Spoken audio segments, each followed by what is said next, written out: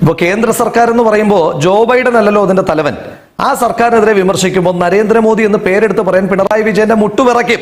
സ്വാഭാവികം. ഇവിടെ ജയിക്ക് പറഞ്ഞല്ലോ RSSന്റെ അടുക്കളയിൽ പാകം ചെയ്യുന്നതിനെ പറ്റി. RSSന്റെ അടുക്കളയിൽ പാകം ചെയ്ത് കേരളത്തിൽ ആദ്യം പാകമെത്തിയ ഭക്ഷണത്തിന്റെ പേര് പിണറായി വിജയൻ എന്ന. കൂത്തുപറമ്പ് തെരഞ്ഞെടുപ്പ് കേരളത്തിൽ ആദ്യമായി LK അദ്വാനി വന്നൊരു തെരഞ്ഞെടുപ്പ് പൊതുയോഗത്തിൽ പ്രസംഗിച്ചത് CPM-ന്റെ സ്ഥാനാർത്ഥിക്ക് വേണ്ടിയിട്ടാണ് പാലക്കാട് ജില്ലയിൽ. അതടക്കമുള്ള പഴയ കാര്യങ്ങളിലേക്കൊന്നും ഞാൻ പോകുന്നില്ല.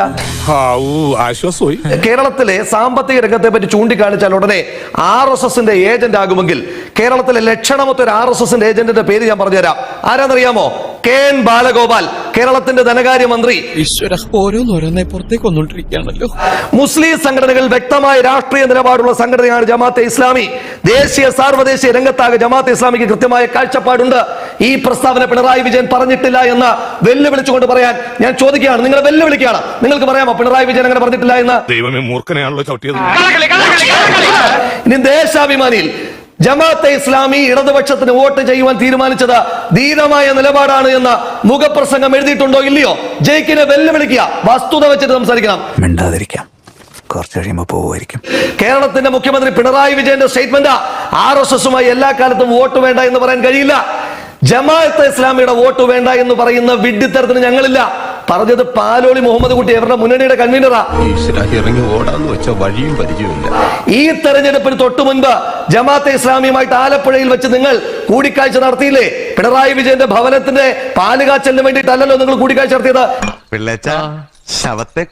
ഇതിലേതെങ്കിലും ഒരു വിഷയത്തെ വസ്തുത വെച്ചിട്ട് രാഹുൽ പറഞ്ഞത് തെറ്റാണ്, അല്ലെങ്കിൽ നിങ്ങളുടെ പുച്ഛത്തിന്റെ ഭാഷയിൽ കോൺഗ്രസിന്റെ പിന്നെ ഏതോ നിലവാരമില്ലാത്തതാണെന്നൊക്കെ താങ്കൾ പറഞ്ഞല്ലോ, ഇത് തെറ്റാണെന്ന് സ്ഥാപിക്കാൻ ജയിക്കിനെ ഞാൻ ചലഞ്ച് ചെയ്യുക. നീ അറിഞ്ഞ ഞാൻ പിന്നെ കഴിയില്ല ജയിക്ക്. ഇതൊക്കെ ഈ നാട്ടിലെ ജനങ്ങൾ, ഇപ്പൊ നിങ്ങളെ പോലെ സെലക്ടീവ് അൽഷിമേഴ്സ് ഉള്ള ആളുകളല്ലല്ലോ കേരളത്തിന്റെ പൊതുസമൂഹമെല്ലാം. നിങ്ങൾ മറക്കണമെന്ന് ആഗ്രഹിക്കുമ്പോ സ്വിച്ച് ഇട്ടതുപോലെ മറക്കുവാൻ കഴിയില്ലല്ലോ. ഞാൻ ഈ നാട്ടുകാരുടെ മുഖത്ത് എങ്ങനെ നോക്കുന്നു?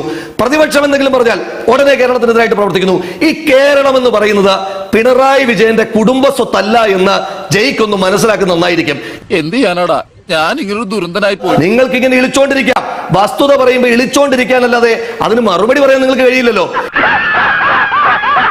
ഇസ്ലാമിക സംഘപരിവാരത്തിന്റെ പ്രതീകമായ ജമാഅത്തെ ഇസ്ലാമിയുടെ ഒരു വോട്ട് വാങ്ങിയിട്ട് ഞങ്ങൾക്കൊരു പഞ്ചായത്തിലാവട്ടെ ഒരു പാർലമെന്റിലാവട്ടെ ഞങ്ങൾക്ക് ഭരണം വേണ്ട.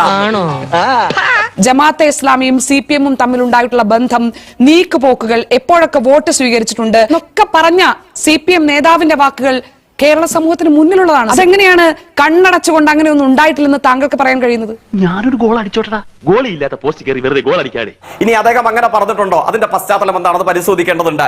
എന്റെ അനുഭവത്തിൽ ജമാഅത്തെ ഇസ്ലാമി CPIM-നോടും CPIM ജമാഅത്തെ ഇസ്ലാമിയോടും സ്വീകരിച്ച നിലപാടുകളുടെ ആത്യന്തികമായ അനുഭവം കൂടുതൽ തർക്കിക്കാത്തത് പാലോളി മുഹമ്മദ് കുട്ടി എന്ന നേതാവിനോടുള്ള ബഹുമാനം കൊണ്ട് തന്നെയാണ്. ഇവൻ നിനക്കൊരു പരാജയമാണ് എന്നും.